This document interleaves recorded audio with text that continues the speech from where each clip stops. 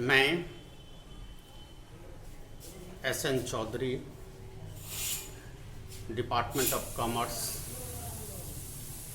MLSM college Darbhanga के शिक्षक हूँ।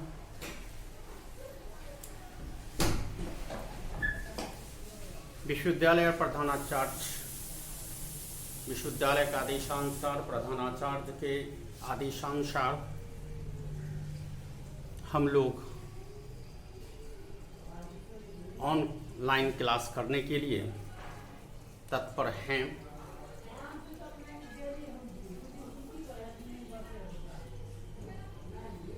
मैं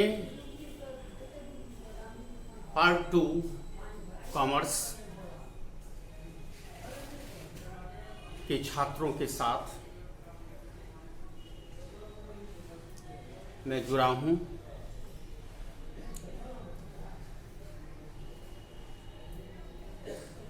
पार्ट 2 के ऑनर्स पेपर का है थर्ड पेपर, जिसका नाम है कॉर्पोरेट अकाउंट। हमने पिछली क्लास में अध्ययन किया था, छात्रों से भी कहा था, जो आप सर्वप्रथम इस ऑनर्स पेपर का सिलेबस उपलब्ध कर लें या होना चाहिए, जिसके आधार पर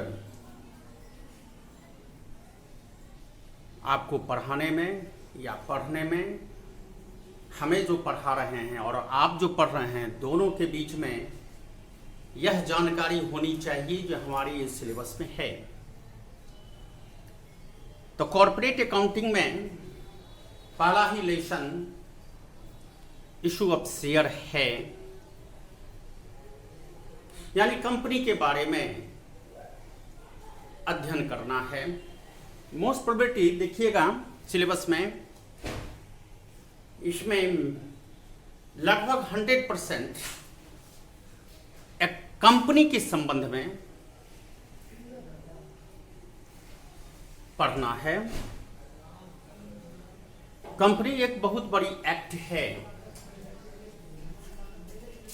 जिस रोज कंपनी की यह रूल रेगुलेशन बना, उस दिन उतना विस्तार से फैला हुआ नहीं था। आज वही कंपनी इस पोजीशन पर है जो देश को, कंट्री को डेवलप करने में बहुत बड़ा इनका योगदान है। क्योंकि हमने कहा था शायद पिछले लास्ट क्लास में, कंज्यूमर या देश के जो नागरिक हैं, उनकी आवश्यकता अनंत है। उस आवश्यकता के आधार पर कंपनी वस्तु को उत्पादित करती है और उसे कंज्यूमर के पास या जनता के पास ले जाते हैं, जिससे उस वस्तु, उत्पादित वस्तु को उपभोग या उपयोग करते हैं, जिससे हमारे कंपनी का अधिक लाभ होते हैं। उसी आधार पर हमने पिछले क्लास में हम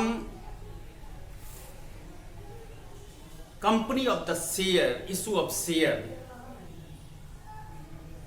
या issue of share of company, तो कंपनी के इंट्रोडक्शन हमने दिया था। हमने आपको बताया था जो कंपनी क्या है। अगर हम सभी छात्र प्रश्नवाचक चिन्हों पर अंकित होकर किसी चीज को अध्ययन करेंगे या समझेंगे, तो हो सकता है हम उस कार्य में और समझने में सफलता प्राप्त कर सकें। किसी भी कंपनी का, कंपनी क्या है, क्यों है, कैसे बनता है, इन सब प्रश्न का अध्ययन होनी चाहिए। इसके आधार पर हमने कंपनी का डिफिनेशन दिया था। प्राय कंपनी के डिफिनेशन के संबंध में आप लोग लिखे होंगे। हमने 2 डिफिनेशन भी लिखा था। आएंगे, आप कहेंगे जो भाई प्रॉब्लम सॉल्व कीजिए, हम आएंगे प्रॉब्लम पर। उसी में हमने फीचर ऑफ कंपनी के बारे में भी अध्ययन किया था। फीचर ऑफ कंपनी जो हम अपने लास्ट क्लास में कर दिया। फिर उसके बाद हमने किया था काइंड्स ऑफ कंपनी, कितने प्रकार की कंपनी के रूप हो सकते हैं। फिर हमने उसको पढ़ा था other classification of company. Time to time हमने 1956 के बाद 2013 में हमने इसको संशोधन भी किया है। कंपनी के द्वारा संनियम के आधार पर हुआ है। कंपनी में सेबी का भी योगदान है उसके रूल रेगुलेशन बनाने में। तो हमने यह बताए थे क्या, kinds of company, other classification of the company. आज हम एक और थ्योरेटिकल बात कर रहे हैं, जिस थ्योरेटिकल बात से हमको ज्ञानवर्धन में सहायक होगा, जिसका नाम है importance of documents of A company. Importance documents of A company हम लिख देते हैं। तो हम एकाकी व्यापार नहीं करने जा रहे हैं। हमारा साझेदारी उतना नहीं है, साझेदारी नहीं है। हमारा विशाल रूप में हमारा व्यापार चल रहा है, कंपनी चलेगी। जिस कंपनी के बारे में हम लोग अध्ययन कर रहे हैं उसमें 2-3 आपको बहुत सारा दे दिया है। एक होता है मेमोरेंडम ऑफ एसोसिएशन, बताएंगे, लिख देते हैं। दूसरा होता है आर्टिकल ऑफ एसोसिएशन और तीसरा होता है प्रोस्पेक्टस। प्रोस्पेक्टस का भी रूप बदल दिया है। तो हम लोग लिखेंगे यहां से importance documents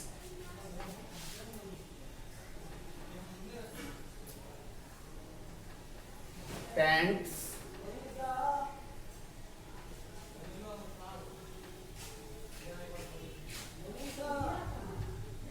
documents of a company।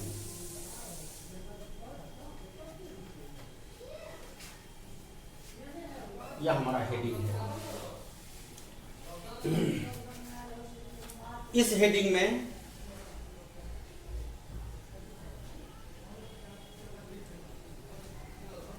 पहला पॉइंट है रैंडम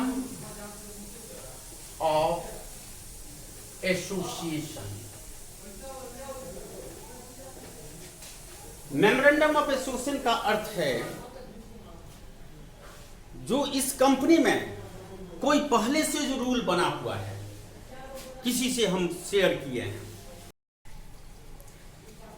उस शेयर में इसका शेयर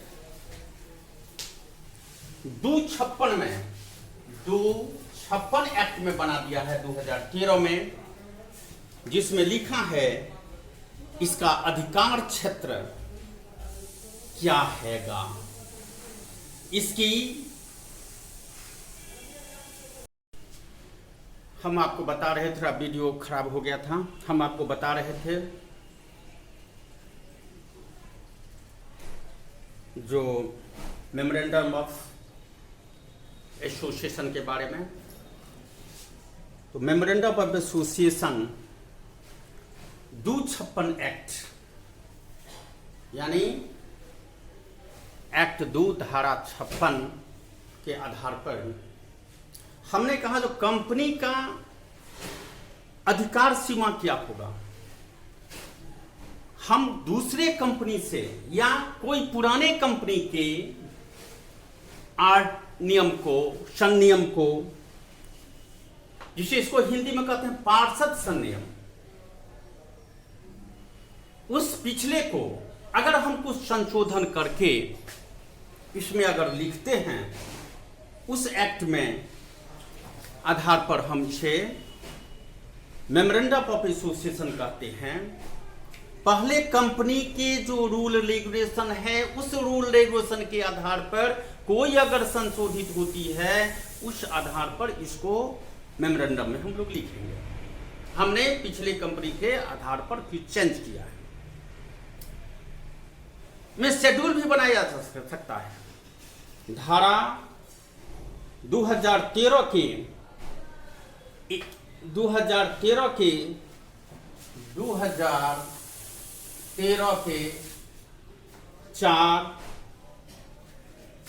4 उपधारा 1A में लिखा गया है, जो आप इस धारा के अंतर्गत इसका शेड्यूल, जिसको आप लोग बैलेंस शीट कहते हैं, कंपनी का एक बैलेंस शीट बनेगा।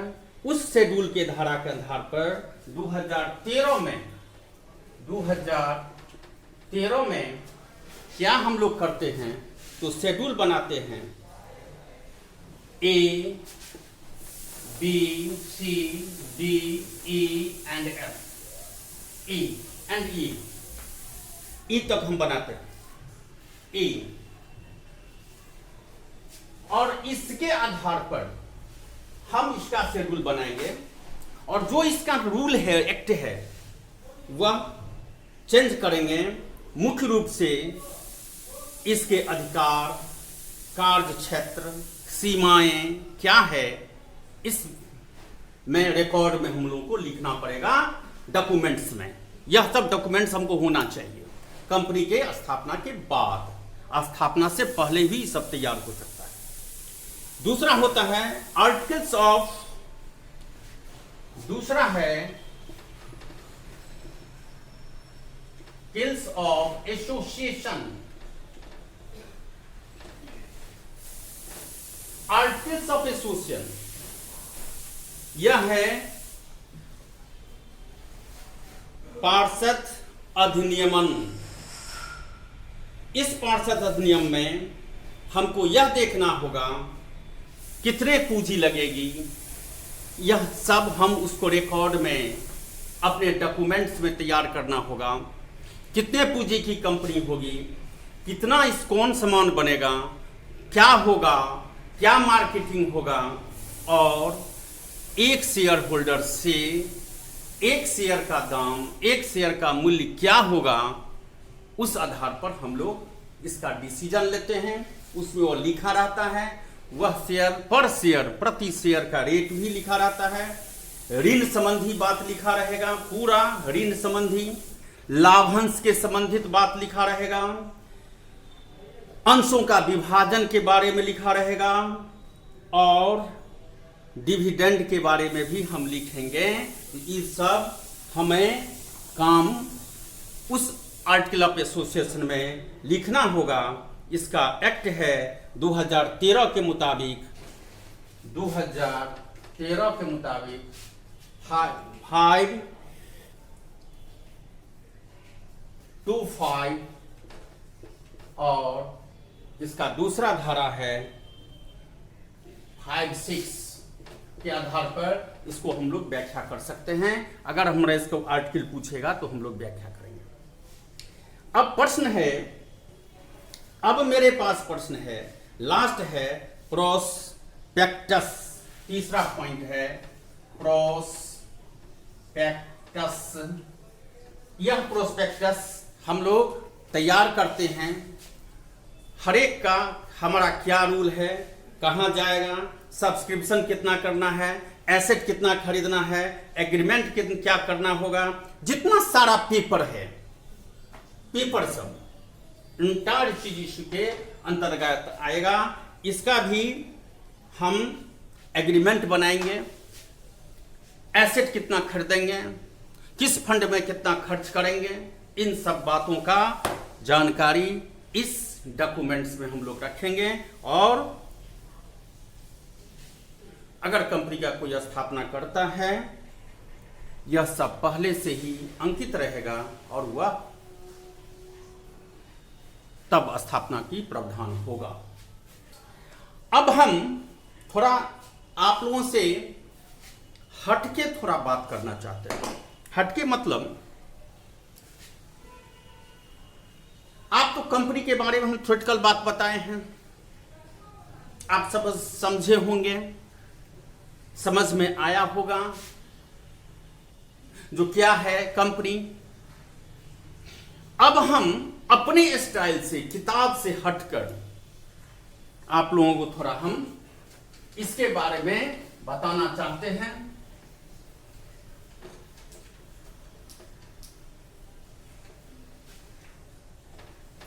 जरा इसको देखेंगे, यह आपके लिए शायद लाभदायक होगा। देखिए, जब कंपनी के बारे में यहां पर लिखता है issue of share of A company, issue माने जारी करना, शेयर का जारी करना। अब जरा हम अपने से हटके आप लोगों से किसी किताब से जो लिखा हुआ है उसके थोड़ा राइटर के थोड़ा हटके हम अपने स्टाइल में भी आपको समझाने का प्रयास कर रहे हैं। हम जानते हैं एज ए कॉमर्स के छात्र होने के नाते कोई भी व्यापार को स्थापना करने के लिए पूंजी लगती है। पूंजी का रूप वही होता है जो किसी मनुष्य के शरीर में जिस तरह रक्त की बात होती है, उसी तरह से किसी भी व्यापार या व्यवसाय के लिए हमको पूंजी की आवश्यकता होगी। हमको अभी पढ़ा होगा पिछले इंटरमीडिएट में या पार्ट 1 में, तो एक सोल ट्रेडर के लिए हम लोगों को कितना बहुत कम पूंजी लगता होगा, बहुत कम। उससे अधिक अगर कार्य करना पड़ता है तो हम लोग पार्टनरशिप में भी अगर व्यापार स्थापना करते हैं। यह सब कब करते हैं? जब सोल ट्रेडर का व्यापार क्षेत्र बढ़ जाता है या किसी व्यक्ति का व्यापार क्षेत्र बढ़ जाता है, तो उस स्थान पर हम लोग हमारे पास पूंजी का अभाव है, तो हम लोग किसी दूसरे को शामिल करके अपने लाभ से उसको लाभ देके और उससे पूंजी लेने का प्रयास करते हैं, और तब उसका कन्वर्ट हो जाता है पार्टनरशिप व्यापार। तो पार्टनरशिप व्यापार में भी पूंजी की एक सीमा है। हम 1956 की बात कर रहे हैं, थोड़ा ध्यान दीजिएगा। 56 में हम लोग के भारतवर्षियों में या किसी में हम लोगों के पास पूंजी का अभाव था, रहा होगा।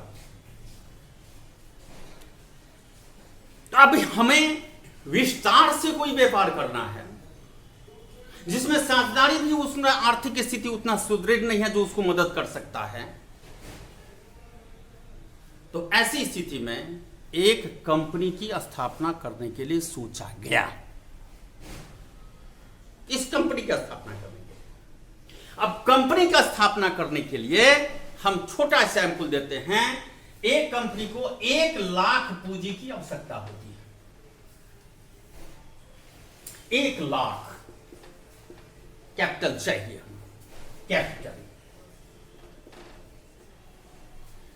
1 लाख रुपया एक आदमी के लिए थोड़ा संभव नहीं है, नहीं था। आज तो कहोगे तो कोई साधारण आदमी दे देगा। हम एग्जाम्पल दे रहे हैं। उस स्थिति में उन्होंने इसको शेयर में डिवाइड कर दिया, यानी अगर हम इसका rate at the rate of ₹10 रखें तो निश्चित रूप से इसका शेयर हो जाएगा 10,000, यानी 10,000 शेयर विभिन्न आदमियों से प्राप्त हो जाए का रकम। अगर कोई 15 शेयर लिया है तो 10 शेयर का मतलब 150 रुपया वो देगा। तो 150 रुपया इसी तरह से सब आदमी देगा, नहीं कोई एक ही शेयर लेगा तो 10 शेयर रुपया देगा। ऐसी स्थिति में कंपनी को इस तरह से पूंजी की एकत्रित हो जाती है। इसीलिए इसका नाम हम बदल के रखे हैं, या पहले कभी चर्चा में सुना होगा, इसका नाम है ज्वाइंट स्टॉक कंपनी। ठीक है, अब ज्वाइंट का अर्थ आप भी समझ रहे हैं, स्टॉक का मतलब आप समझ रहे हैं, और कंपनी का मतलब समझ रहे हैं। तो ज्वाइंट क्या? शेयर। ज्वाइंट क्या? कैपिटल। ज्वाइंट क्या?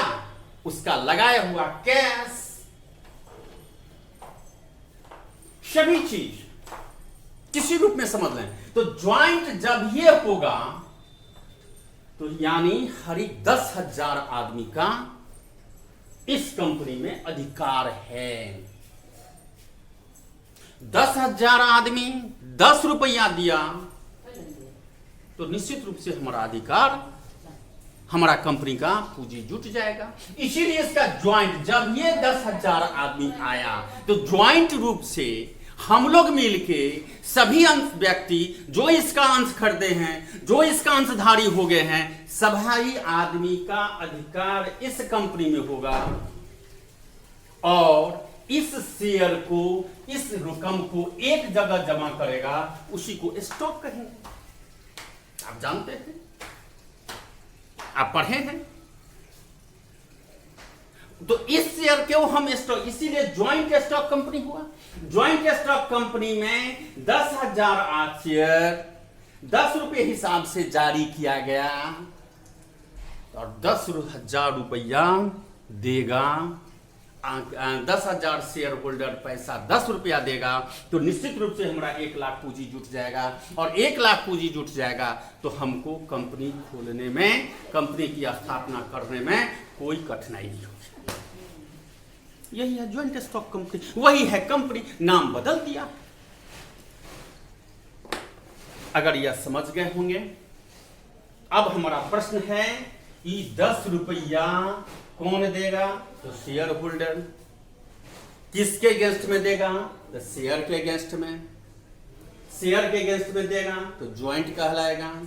ज्वाइंट जब होगा तो जमा हो जाएगा भंडार में, उसके बाद वह कंपनी कहलाएगा।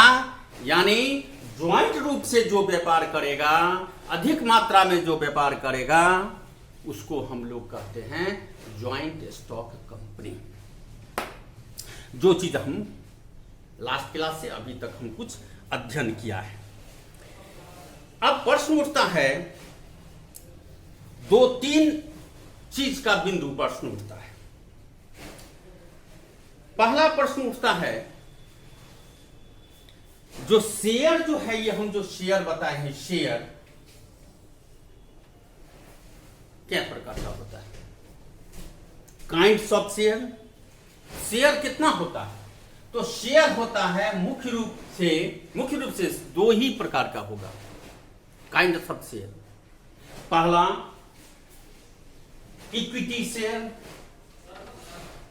इक्विटी शेयर, और दूसरा प्रेफरेंस शेयर। पहला होगा इक्विटी शेयर, दूसरा होगा प्रेफरेंशियल शेयर। एक चीज और बता देते हैं, कंपनी के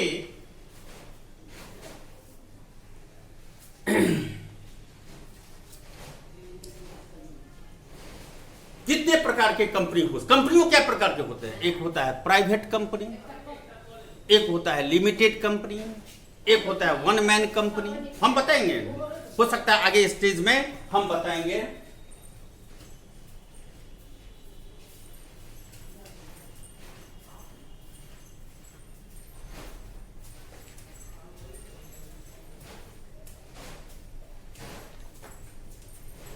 तो प्राइवेट कंपनी के बारे में हम आगे क्लास में कभी बताएंगे। 2 प्रकार के कंपनी होते हैं, अब हो गया है 3 प्रकार की कंपनी हो जाते हैं। हमने कहा था पिछले वर्ष या 50 वर्ष पहले, आजादी के बाद हम लोगों के पास इतना आर्थिक स्थिति कमजोर था जो कंपनी अपने से कंपनी नहीं खोल सकते थे। आज हैं कुछ लोग, प्रतिशत कम होगा, जो वन मैन कंपनी खोल सकता है। ऐसी स्थिति में हम लोग बताएंगे बाद में। अब हम चलते हैं, आप कहते हैं इक्विटी शेयर क्या हुआ, ये भी हम क्लियर कर देते हैं। इक्विटी शेयर वह हुआ जो कंपनी के शेयर को खरीदने वाला, कंपनी की स्थापना करने वाला व्यक्ति होगा, जो जिस कंपनी की स्थापना हुआ है उसमें जितना उसका शेयर है उसने के लिए उस कंपनी का मालिक हो जाएगा वही आदमी। इसे हम बताएंगे प्रेफरेंशियल शेयर से थोड़ा भिन्न है। दूसरा होता है प्रेफरेंशियल शेयर। प्रेफरेंशियल का पूर्वाधिकार अंश, यानी उस अंश पर उस कंपनी पर सबसे अधिक अधिकार पूर्वाधिकार का होता है, लेकिन वो मालिक नहीं कहलाएगा, वो मालिक नहीं होगा। यह कब स्थिति होती है, जब कंपनी हम 1 लाख से स्टार्ट किए और फिर भी हमको पूंजी के अभाव हो गया, तो हम लोग प्रेफरेंशियल शेयर के द्वारा भी उसी शेयर पर फिर से शेयर होल्डर के रूप में उसे हम स्वीकार करते हैं। लेकिन यह ध्यान रहे, उस प्रेफरेंशियल शेयर मालिक नहीं होगा। हमारे पास जब कंपनी के पास रुपया हो जाएगा, मुद्रा हो जाएगा, रकम हो जाएगा, तो हम लोग उसको वापस देके हम कंपनी से हटा सकते हैं। जब तक नहीं हटाए हैं तब तक ब्याज या डिविडेंड जिसे कहते हैं, इसीलिए देखे होंगे, कहीं देखिएगा प्रेफरेंशियल शेयर के पहले लिखा रहता है प्रतिशत 6%, 5%, 6%, 7%, इन सब बातें लिखा रहता है। मतलब इतना डिविडेंड पाने का अधिकार है या ब्याज पाने का अधिकार है। यानी कंपनी को अगर लाभ होगा तो इक्विटी शेयर से पहले हम प्रेफरेंशियल शेयर को प्राथमिकता देंगे। ऐसी स्थिति में हम लोग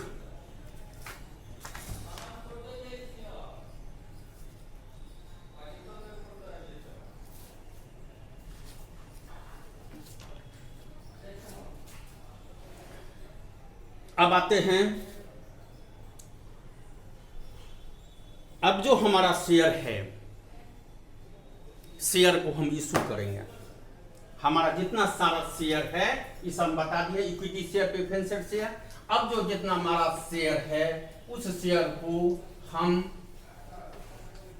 इशू करेंगे। इशू करने के लिए मुख्य कारण है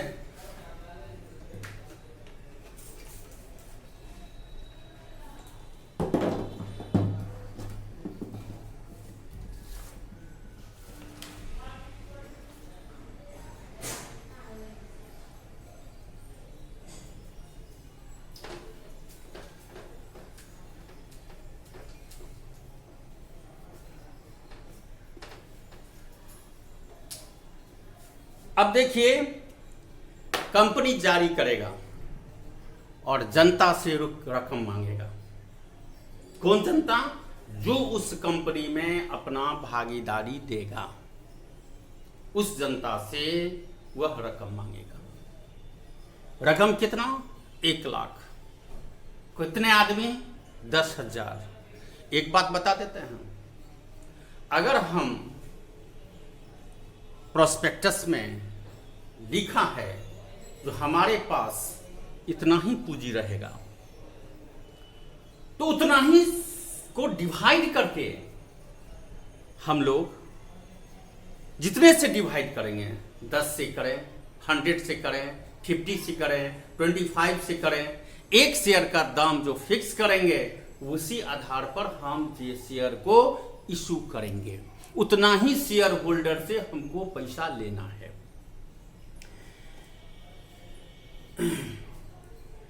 ऐसी स्थिति में हमें यहां हो गया शेयर, देख ध्यान दीजिए शेयर। अब शेयर में क्या होता है,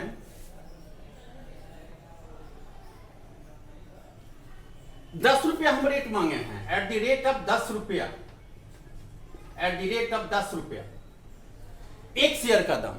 फिर भी लोग उस टाइम में नहीं दे पाते थे, नहीं देते पाते थे।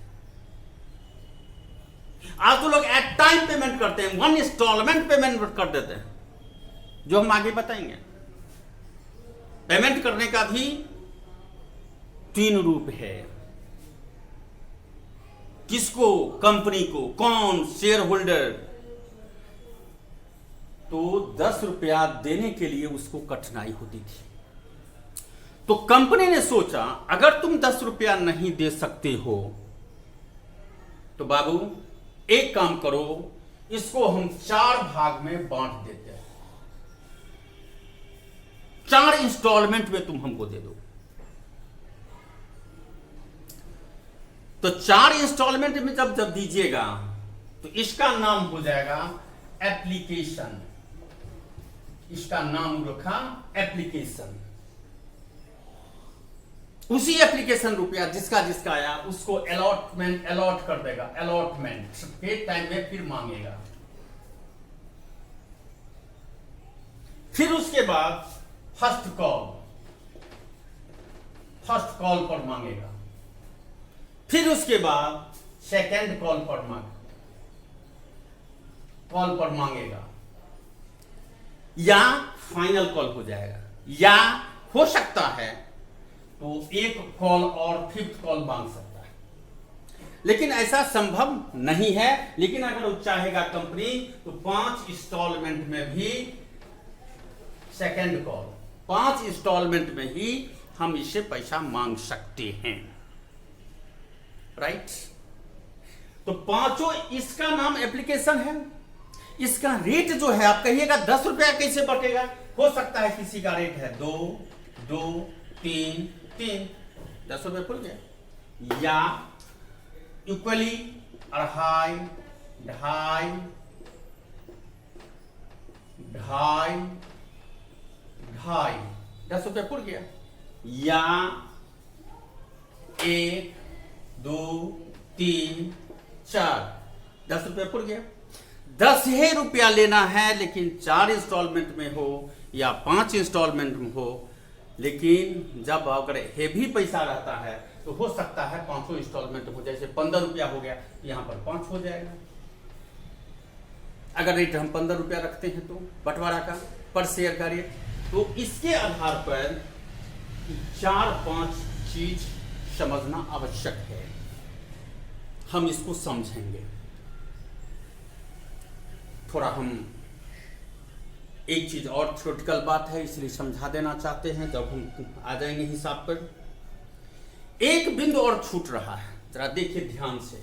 ये जो शेयर है रेट,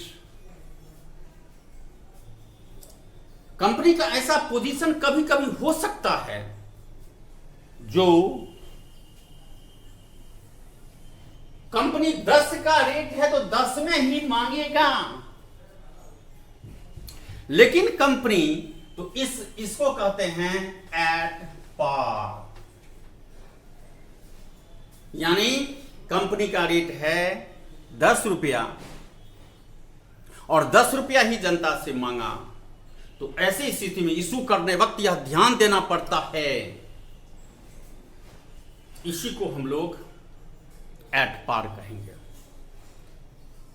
यह क्यों होता है? प्रश्न उठता है, जो काहे एट पार पर होगा, काहे ना अधिक पर बेचेंगे? नहीं बेच सकते हैं, क्योंकि हमारा आर्टिकल ऑफ एसोसिएशन में लिखा गया है जो आप इस शेयर का दाम ₹10 ही रखें, या हमने लिख के दिया है जो एक शेयर का दाम हम ₹10 रखा है तो ₹10 हम जारी करेंगे। लेकिन कंपनी यह समझ जाए जो मेरा जो कंपनी है तो शेयर की बिक्री के लिए कुछ अधिक भी दे सकता है लोग, जनता। इसलिए इसी रेट को 10 रुपया के बदला 12 रुपया या 11 रुपया रखता है, यानी 1 या 2 रुपया बढ़ जाएगा।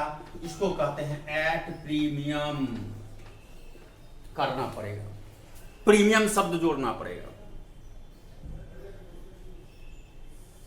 तीसरा होता है, अगर हमारा कंपनी का शेयर नहीं बिकता है तो हम लोग एट डिस्काउंट पर भी शेयर को इशू करके पैसा लेके तत्कालिक कंपनी का स्थापना कर सकते हैं। यह ध्यान रखिएगा, लिखा रहेगा आपके प्रश्न में। जो कंपनी का इशू एट पार पर हो रहा है कि एट डिस्काउंट पर हो रहा है या एट प्रीमियम पर हो रहा है। जैसे लिखा रहेगा प्रश्न में, कंपनी में प्रश्न लिखा रहेगा, जो एक शेयर का दाम 10 रुपया है जिसे उन्होंने एट पार में 1, 2, 3, 4 रुपया लिया।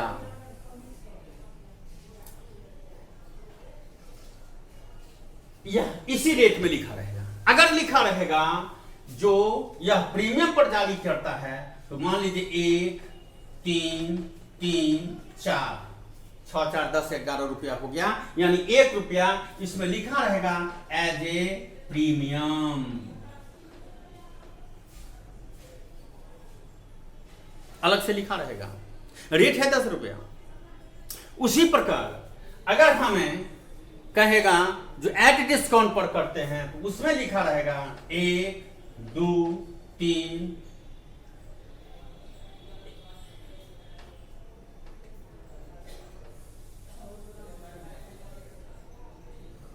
1, 1, 1, 3, 4, 4, 3, 7, 2, 9, यहां पर 9 रुपया। इसका दाम हो गया 11, इसका हो गया 10, इसका हो गया 9, यानी एक शेयर का पूरा पेमेंट आपको 9 रुपया ही देना है।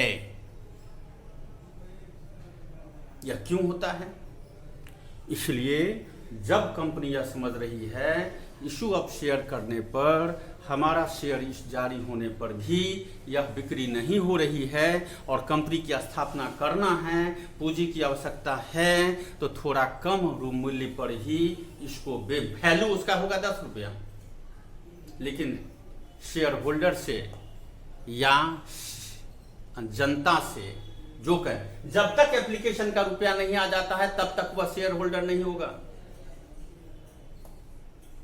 जब ही एप्लीकेशन का रुपया आ गया वह शेयर होल्डर हो जाता है। उसी शेयर होल्डर को हम अलॉटमेंट ट्रांसफर करते हैं और उसमें हम रुपया मांगते हैं, तब वह शेयर होल्डर कहलाता है। और बाद में जब अपने शेयर होल्डर से फर्स्ट कॉल या सेकंड कॉल हम भी मांगते रहते हैं।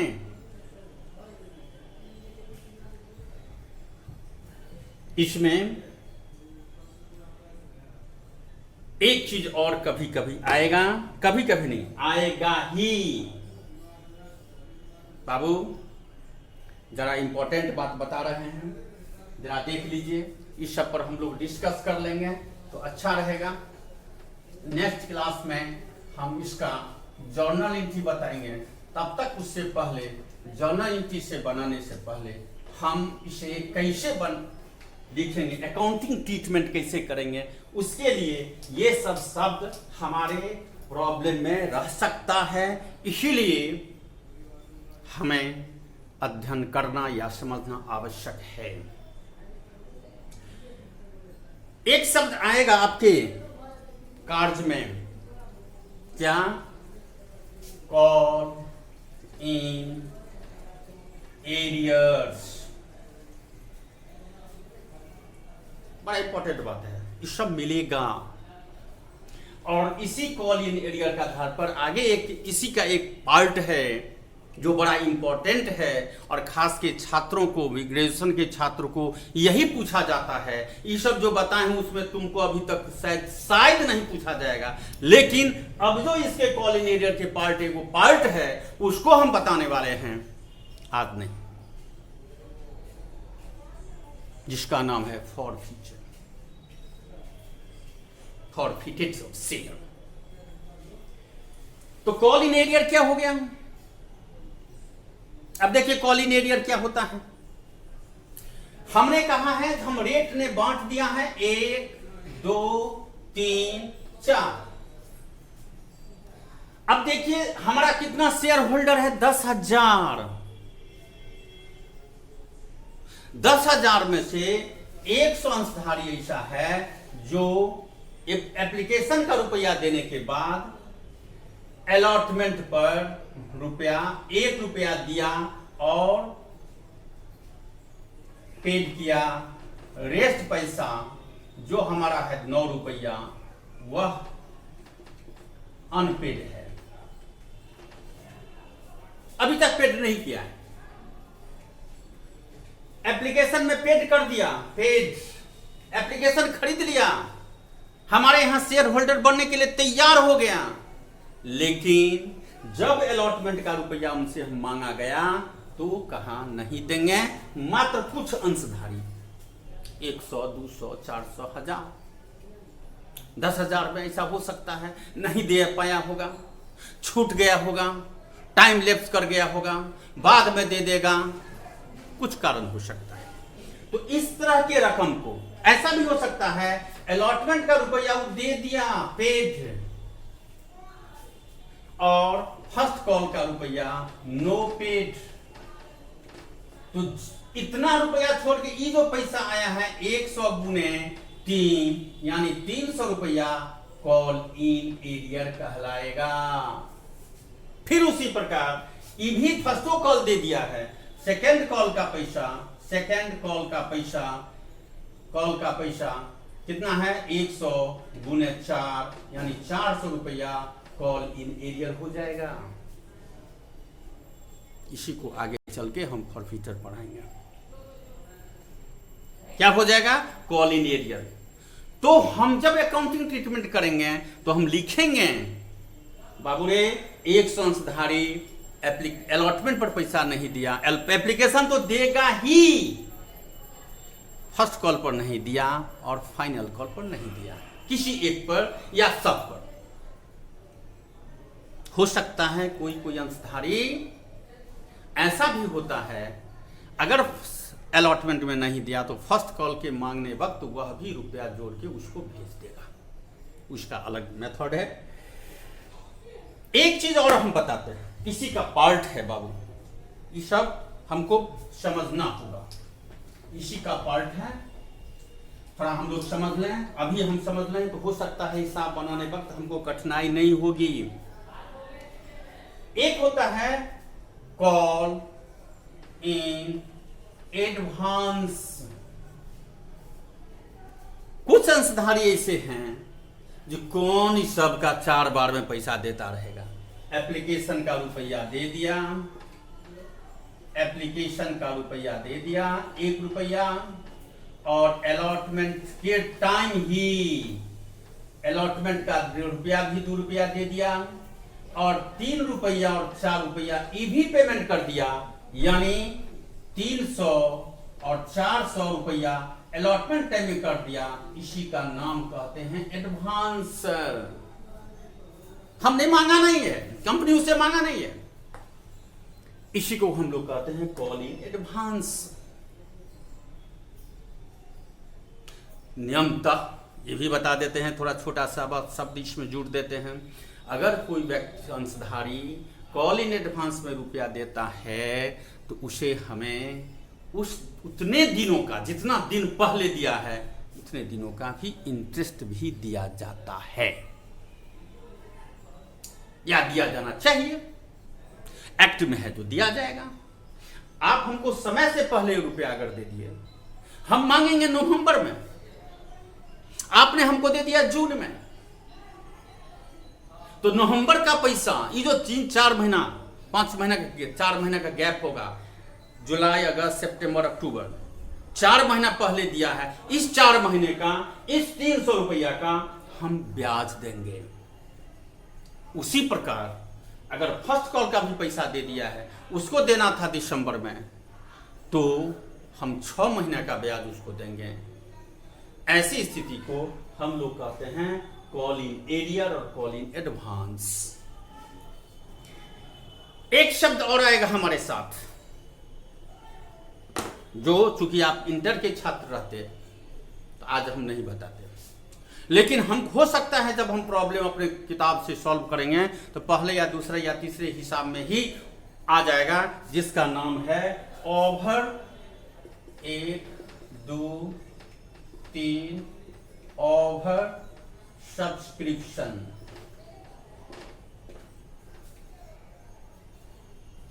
आप कहेंगे जो ओवर सब्सक्रिप्शन क्या हो गया? ओवर तो जानते होंगे, जनता जितना अंश खरीदा, अंश कितना खरीदेगा? मात्र 10,000 शेयर्स, और हमें आ गया 12,000 शेयर का पैसा एप्लीकेशन पर। ऐसा नहीं हो सकता है।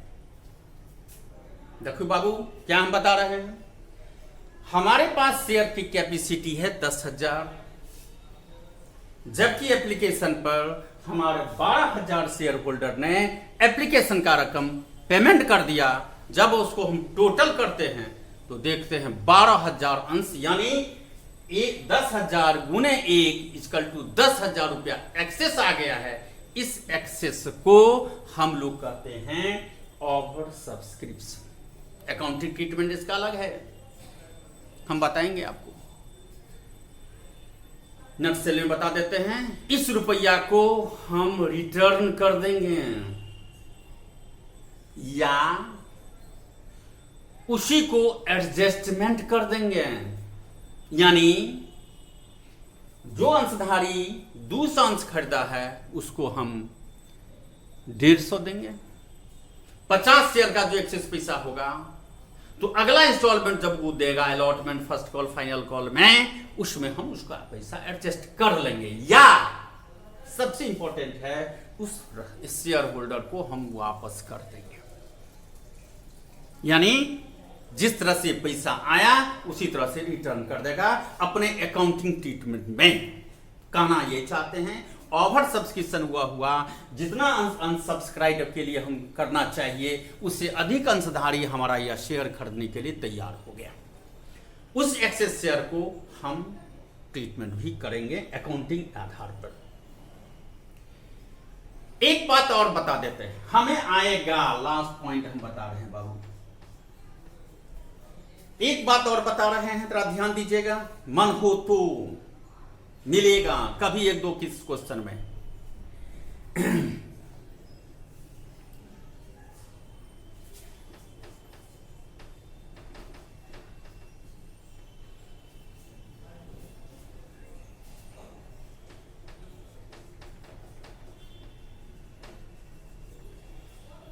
प्रिलिमिनरी एक्सपेंसेज हमारे प्रश्न में आएगा। तो पहले है प्रिलिमिनरी एक्सपेंस है क्या? प्रिलिमिनरी का अर्थ होता है प्रारंभिक। अगर कंपनी कोई कार्य करता है तो उसमें कुछ न कुछ करेगा, शेयर इशू करेगा, अलॉटमेंट करेगा, प्रोस्पेक्टस बनाएगा, गवर्नमेंट से परमिशन लेगा, आर्टिकल रजिस्ट्रेशन करेगा, डॉक्यूमेंट्स तैयार करेगा, इतना सारा कार्य करेंगे। उस कार्य में कुछ न कुछ स्थापना खर्च हो जाती है। इस खर्चा को भी हम लोग अकाउंटिंग ट्रीटमेंट में काम करेंगे और हम लोग देखेंगे। अब हम हिसाब पर जाना चाहते हैं। हिसाब से पर जाने से पहले हम अकाउंटिंग ट्रीटमेंट के बारे में आएंगे। अगर कोई प्रश्न है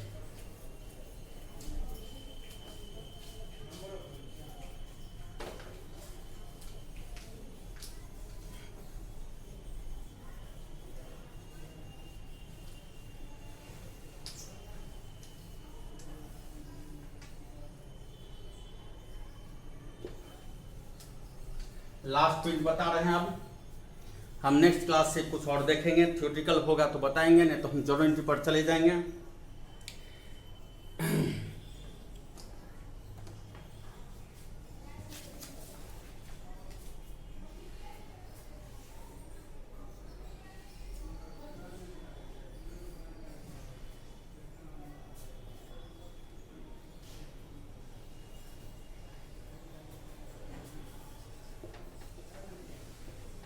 अकाउंटिंग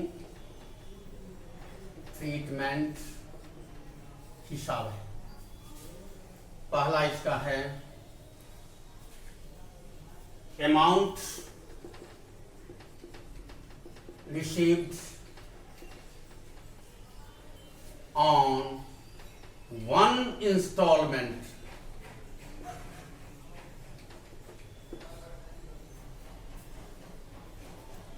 आप जो अकाउंटिंग ट्रीटमेंट कीजिएगा तो ऐसा भी हो सकता है, जो हम कहा था, जो पिछले हमने अभी जस्ट बोले हैं, जो एक के बार में रुपया तुमको देना है, लेना है तो लो, नहीं तो नहीं जाओ। अगर 10,000 आदमी को 10 रुपया देना है तो एक के बार में 4 किस्त का पैसा दे दो, लेना है तो लो, नहीं तो छोड़ दो। लेने वाले की संख्या ज्यादा है, इसीलिए कहे हैं आज के डेट में भारत के नागरिकों के पास काफी मात्रा में मुद्रा है पास में, और लोग खरीदता है। तो हम अमाउंट रिसीव करेंगे जर्नल एंट्री में, एक स्टेल 2 करेंगे। पहला अमाउंट पाएंगे, एप्लीकेशन अलॉटमेंट के साथ 2 ही नाम लिख के हम लोग बोलेंगे, एप्लीकेशन एंड अलॉटमेंट। अब जोड़ी एप्लीकेशन अलॉटमेंट क्यों जोड़ा गया? इसलिए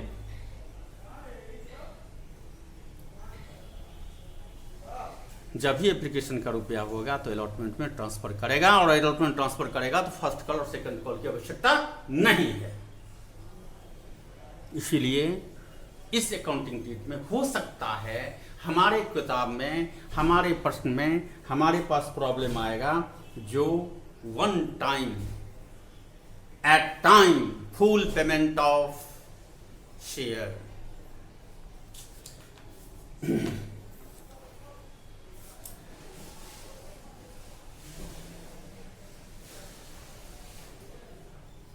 दूसरा पॉइंट हो सकता है amount received in different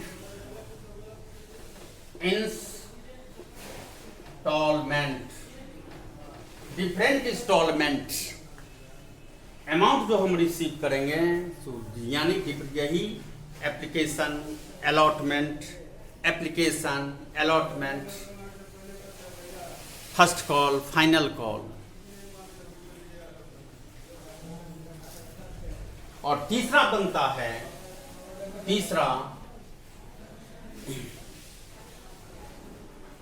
if cash book journal entries,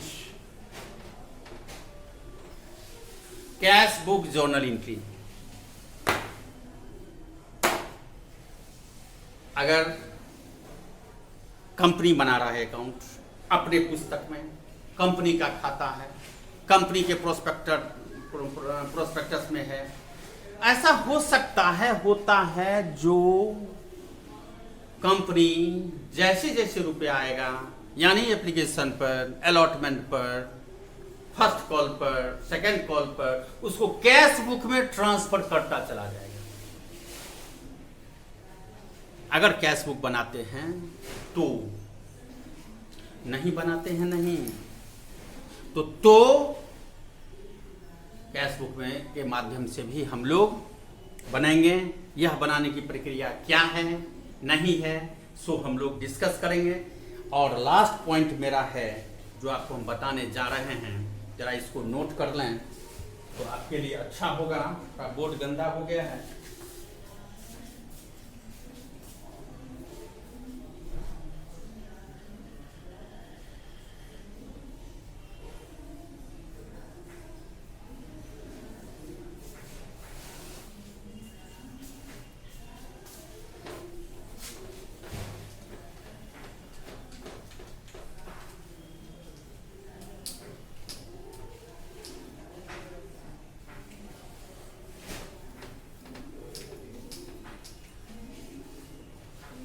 अब हम जो बताने जा रहे हैं हम बता भी देते हैं, बोर्ड भी थोड़ा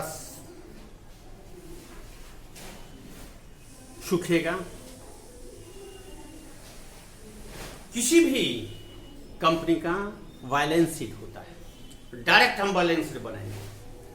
कंपनी भी अपना पीएल अकाउंट, ट्रेडिंग अकाउंट बनाता है,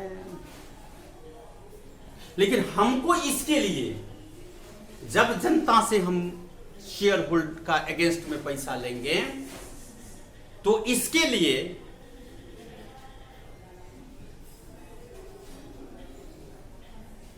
तुरंत हमको बैलेंस शीट बनाना होगा। कैश बुक बनाते हैं तो फिर भी, वन इंस्टॉलमेंट में बनाते हैं फिर भी, और डिफरेंट इंस्टॉलमेंट बनाते हैं फिर भी, ऐसी स्थिति में एक बैलेंस शीट हम बनाएंगे जो बैलेंस शीट आप जान रहे हैं, आपको मालूम है बैलेंस शीट दूसरा नहीं होता है। बैलेंस शीट आप फाइनल अकाउंट में भी देखा होगा,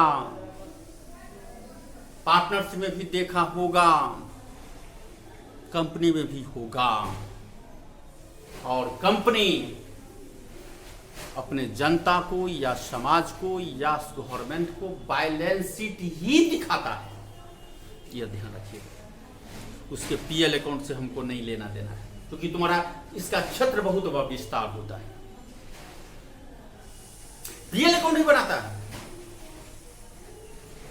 लेकिन समझने के लिए, दिखाने के लिए हम बैलेंस शीट बनाते हैं, क्योंकि बैलेंस शीट में आपने पढ़ा है जितना सारा कैपिटल होगा उतना ही एसेट होगा। आपकी कैपिटल, साइड में कैपिटल है तो नहीं लिखते हैं, खैर जाने दीजिए। अगर हम शेयर होल्डर से 4 इंस्टॉलमेंट में रकम लेते हैं तो निश्चित रूप से उसका इंस्टॉलमेंट बनाना पड़ेगा, बैलेंस शीट बनाना पड़ेगा। उस बैलेंस शीट में 4 बिंदु होती हैं जो लायबिलिटी साइड लिखा जाता है। 4 बिंदु, चारों बिंदु के बारे में हम बता रहे हैं, और जब हम बनाएंगे उस टाइम में भी आपको दिखा देंगे। अगर हमको प्रश्न बनाने के लिए होगा, हो सकता है नेक्स्ट क्लास में हम प्रश्न बनाएंगे, तो ऐसी स्थिति में हम निश्चित रूप से हम बैलेंस शीट बनाएंगे तो यह चारों की जिक्र करना पड़ेगा। यानी बैलेंस शीट में इसके अमाउंट का उतना नहीं है, 4 है जो हम बता रहे हैं। पहला है इसका authorised capital,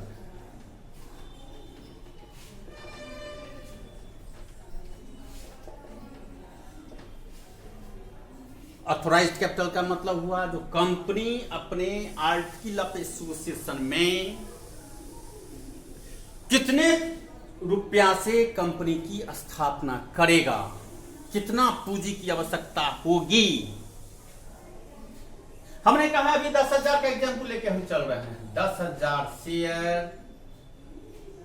at the rate of ₹10, यानी 1 लाख पूंजी की आवश्यकता होगी। यह हमको लिखना पड़ेगा, इसी को कहते हैं ऑथराइज्ड कैपिटल। दूसरा होता है सब्सक्राइब्ड कैपिटल।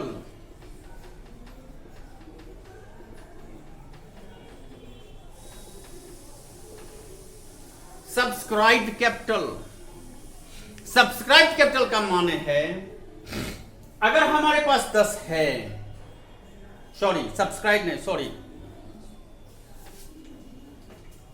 उससे पहले होगा, सब्सक्राइब से पहले होगा दूसरा इशूड कैपिटल। सॉरी भाई, इशूड का मतलब है 10,000 अंश में 200,000 शेयर को आपने इशू किया, या 9,000 किया, या 8,000 किया, लेकिन 11,000 नहीं होगा। होगा कितना? 10,000 से अधिक नहीं होगा, उससे कम होगा, उतना ही शेयर इशू करेगा। उसका भी बहुत सारा कारण है। पहला कारण है जो कंपनी कुछ शेयर अपना रिजर्व में रखना चाहता है, दूसरा देखता है जो जनता कितना इस पर खरीदने के लिए ललायित है, और तीसरा देखता है जो भविष्य में किसी और को दिया जा सकता है, जैसे कोई एसेट खरीदेंगे, जैसे प्रोप्राइटर को देंगे।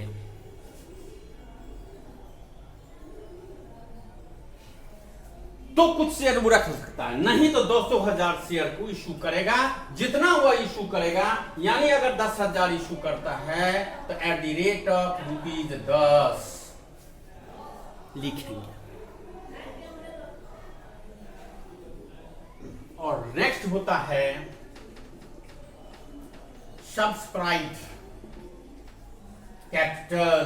सब्सक्राइब कैपिटल का मतलब होता है इस यहां जो इशू ऑफ शेयर है उसमें जनता सब खरीद लिया कि कुछ कम खरीदा, कुछ नहीं, कितना खरीदा, यानी कितना वो ग्रहण किया।